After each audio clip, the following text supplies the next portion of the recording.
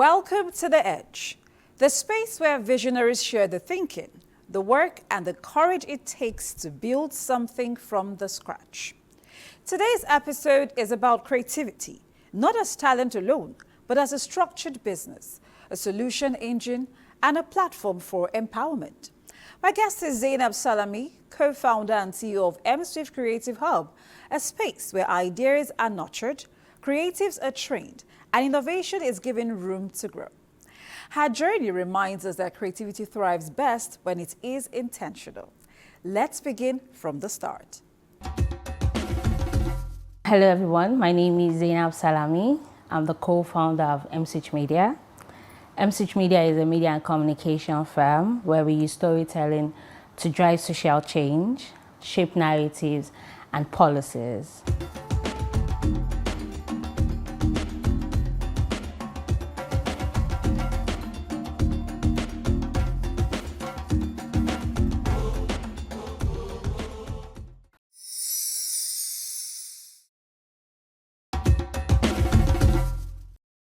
M-Swift didn't just emerge as a creative space. It emerged as a response to a need.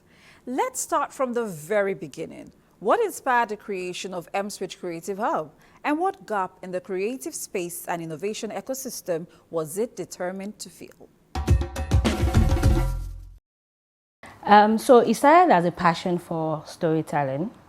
It was storytelling that became a business because we realized that 10 years ago, we realized that there was a gap in telling impactful African stories. And we decided to come into that gap and build the infrastructure. One of the gap we also realized was that we had very low infrastructure and low funding. So we decided to come into that space, build the infrastructure, build the authentic African stories, and that was how the journey started. For me, I think it's the first validation of the first storytelling content that I ever made. When it went viral, it was validation for me to build this as a business because, they say that passion is not enough. And it was the passion that became a business, and we decided that this was working. Also, there was a gap in the NGO space. A lot of projects were being made, but there were little conversations around it. There were little content around it. And it was not just about content, it was quality storytelling content. So when we saw that gap, and it was just a mixture of passion and just business, we started offering media production services at first. When we validated that idea, we decided to expand our services. When we saw the potential and the opportunities in the market, we decided to expand it. And it now became a big business venture, We tested with an idea first. We started as a startup, and that expanded into what M-Swift Media is today. On the flip side, I was one of the people that started using Netflix in Nigeria. That was because I stayed in the US for some time, and I used to compare the way our storytelling was here and the way our storytelling was over there. And I realized that there was a big gap in terms of the team on ground.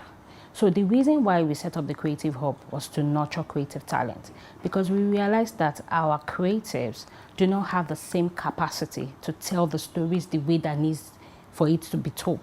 So that was why we set up the Creative Hub, to train and nurture creative talent so that they can meet up with that capacity. So we are not just telling stories, we are telling quality stories, and it can match with the global standard. So that was the intention of setting up the Creative Hub.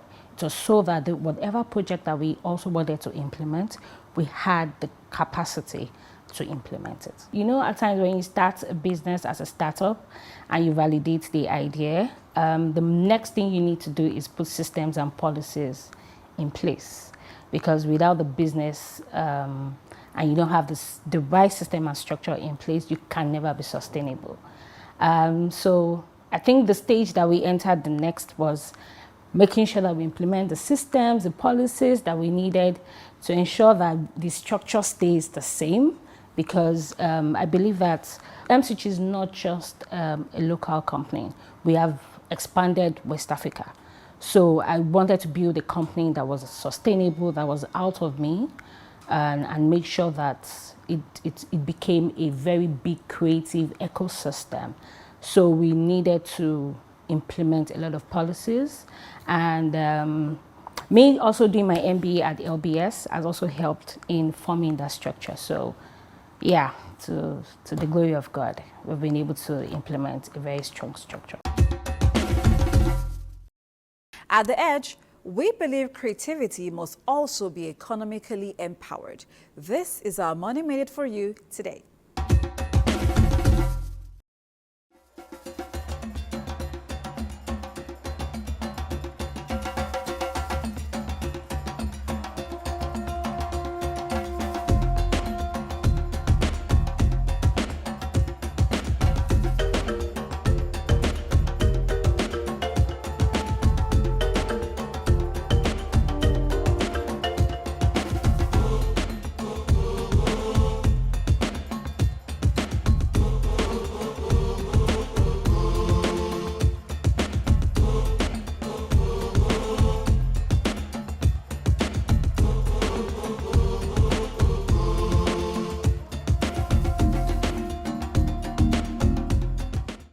Turning creativity into a structured, sustainable business is one of the toughest paths to walk.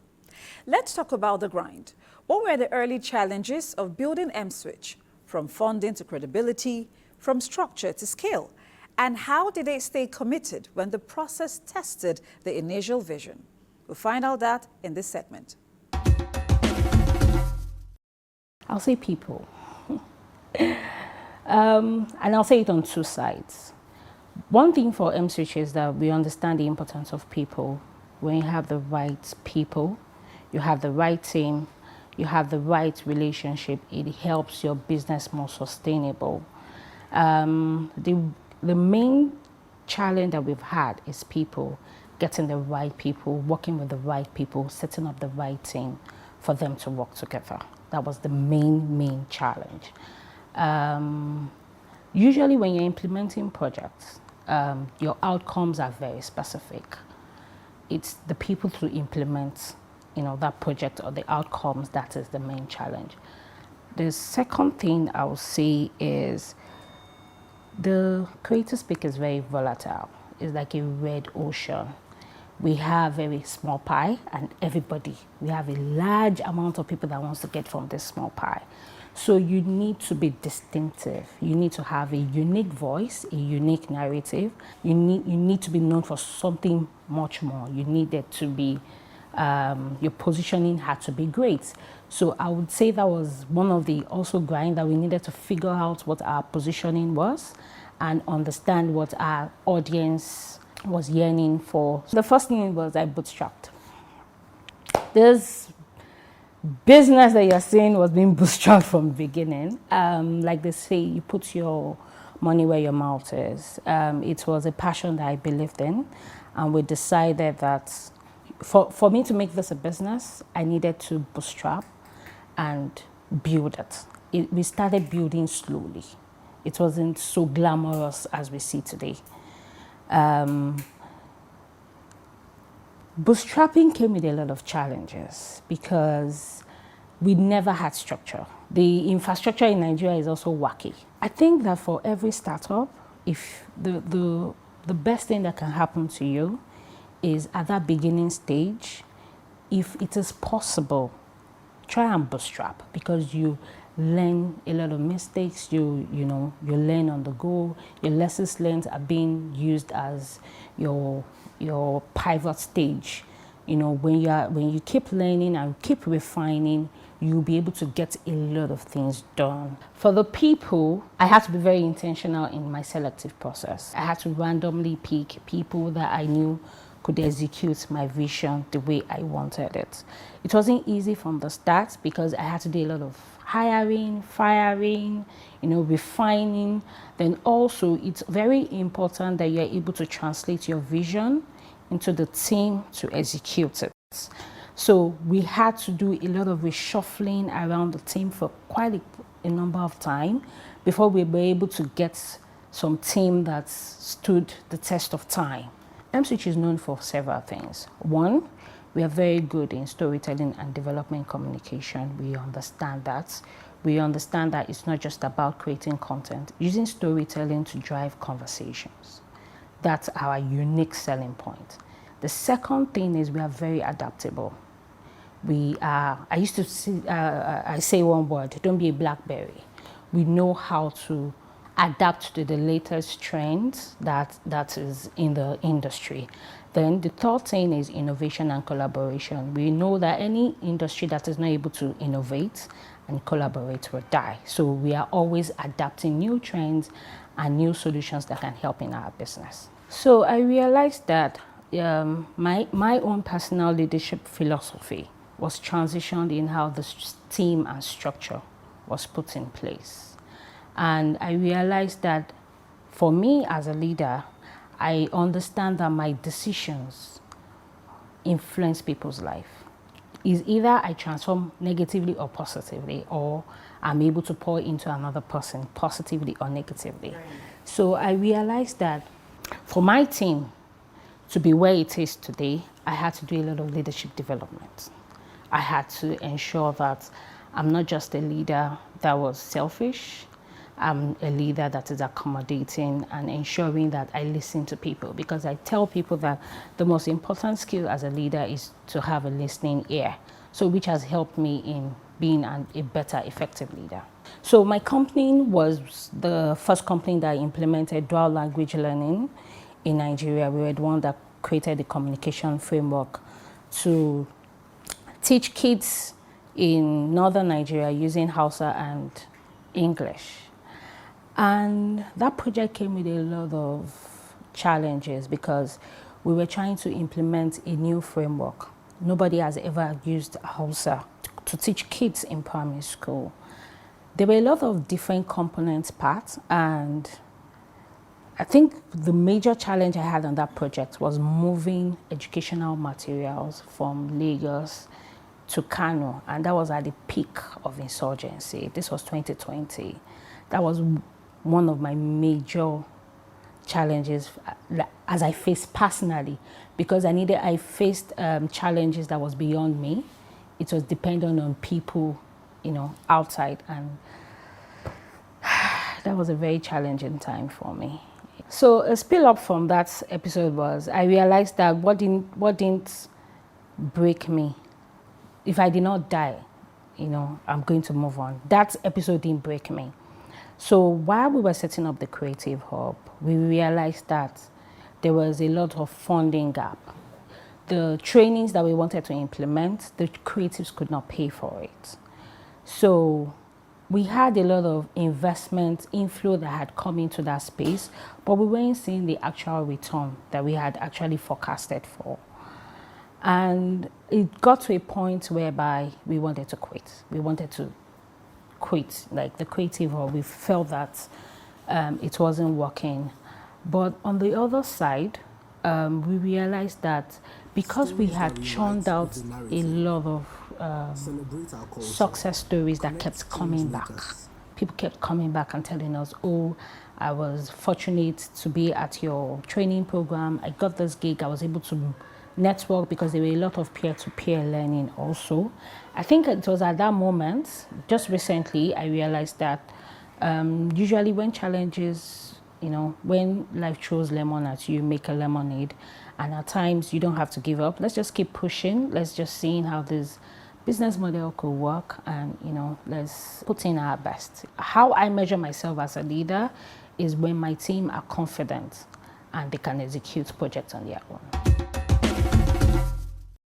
This is your Edge Quote for today, the moment that calls for reflection.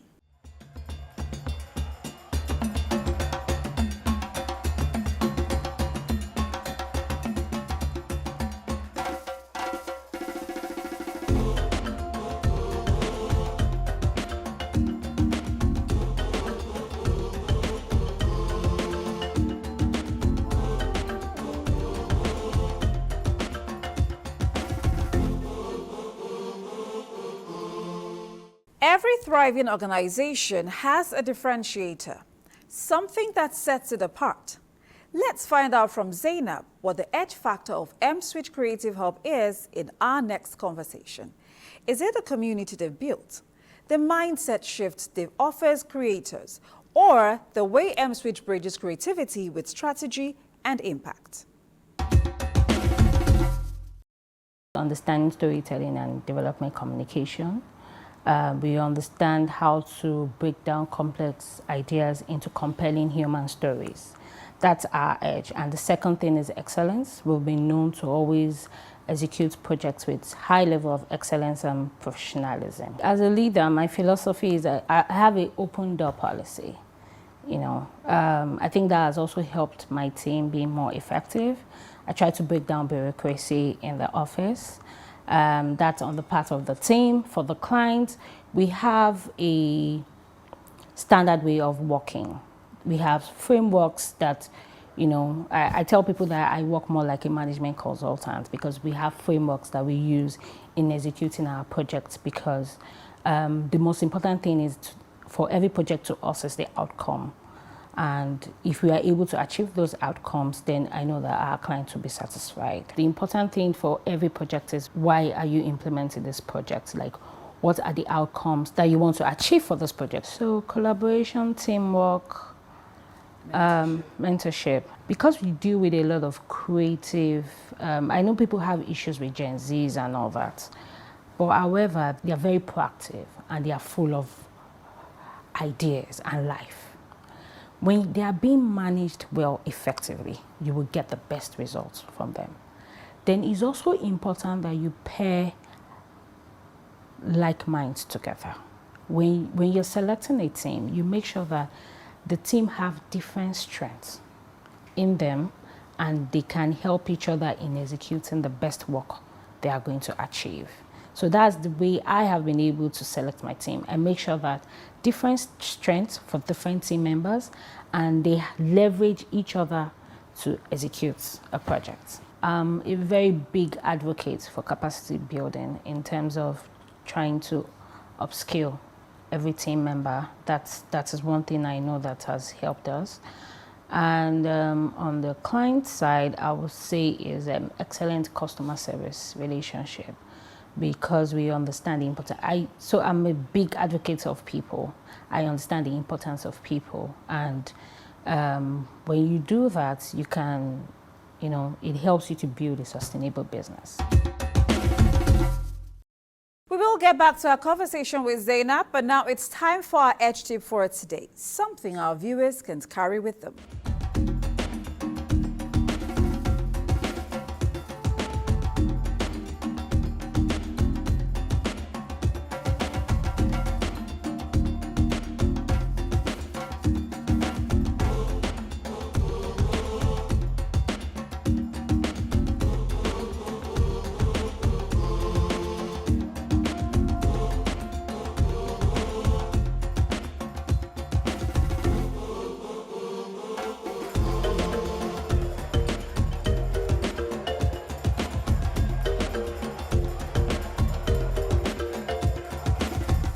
Let's look ahead.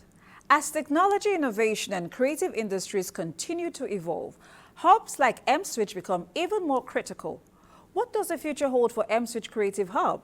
Expansion, new programs, deeper impact, and how does Zainab envision shaping the next generation of African creatives? She shares with us in our final conversation segment.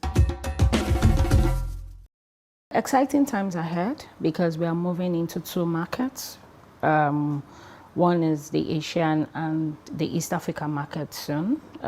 We started positioning ourselves in those markets and we hope that by the end of 2027 we'll be able to, expand fully in the market. We've already conquered the West African market, so now it's high time we move into other markets. Growth would be to be the #1 Africa creative ecosystem, both in West Africa and East Africa. For me, that's my measurement of growth, and go for M-Switch. By extension, M-Switch, we are together. The second thing is succession planning, where I can have someone take the mantle from me. That's the second growth for me. Creative Hub is the fundamental foundation that you need for a thriving, innovative ecosystem. I can't stress it enough because there are a lot of things that go on besides just capacity building. You have peer-to-peer mentorship, you have coaching. It's a place for creativity to thrive, brilliant ideas to come out from, and a creative hub is just a house where you have a lot of beautiful ornaments, So it is fundamental. I say to people that the creative industry has stood the test of time. It has been long existent without funding, without government intervention. It's an industry that will continue to thrive. So why don't we look into that? Let's create policies that can help the creative industry, and let's see how we can build this into a multi-billion-dollar industry. It will thrive irrespective of any intervention. And my first advice is change your mindset. Your mindset is the most important and most powerful tool to every individual. Once you have the right mindset, you have wings to fly. Then the second thing is keep doing what you're doing.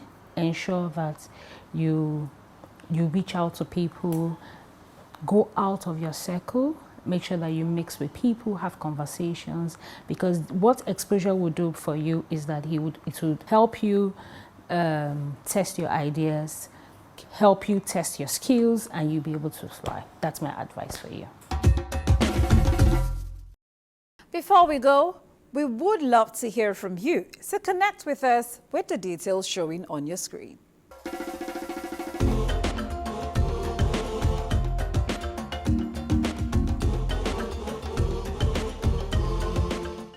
Today's conversation reminds us that creativity isn't a gamble. It is a discipline when done right. Zainab Salami's journey with M-Switch Creative Hub shows us that when vision meets structure, innovation becomes sustainable. Thank you for watching The Edge today. Remember to stay bold, stay inspired, and stay on the edge.